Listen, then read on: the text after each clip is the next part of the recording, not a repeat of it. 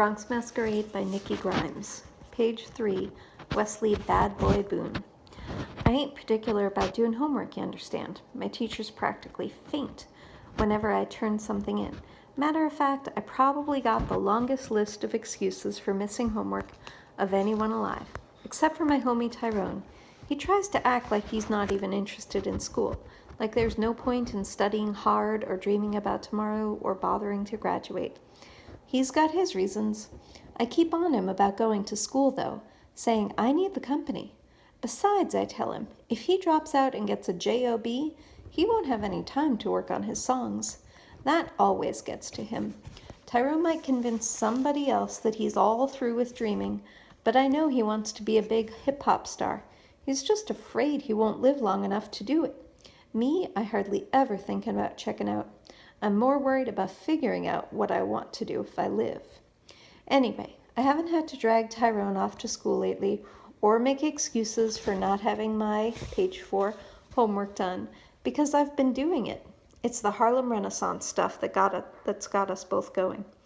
We spent a month reading poetry from the Harlem Renaissance in our English class. Then Mr. Ward, that's our teacher, asked us to write an essay about it. Make sense to you? Me neither. I mean, what's the point of studying poetry and then writing essays? So I wrote a bunch of poems instead.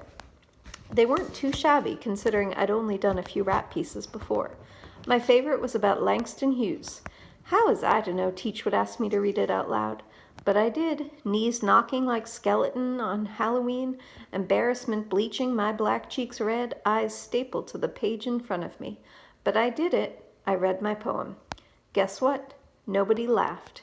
In fact, everybody thought it was cool.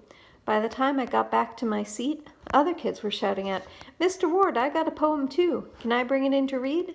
Teach cocked his head to the side like he was hearing something nobody else did. "How many people have poems they'd like to read?" he asked. 3 hands shot up. Mr. Ward rubbed his chin for a minute. "Okay," he said, "bring them with you tomorrow." After class, Teach came over to my desk. "Great poem," said Mr. Ward, "but I still expect to see an essay from you. I'll give you another week." So much for creative expression. Page 5, Long Live Langston by Wesley Boone. Trumpeter of Lennox and 7th, through Jesse B. Semple, you simply celebrated blues and bebop and being black before it was considered hip. You dipped into the muddy waters of the Harlem River and shouted, "Taste and see that we black folk be good at fanning hope and stoking the fires of dreams deferred."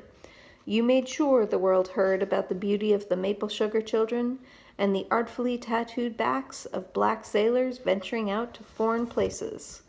Page 6. Your sweet fly paper of life led us past the Apollo and on through 125th and all the other Harlem streets you knew like the black of your hand. You were a Pied Piper, brother man, with poetry as your flute.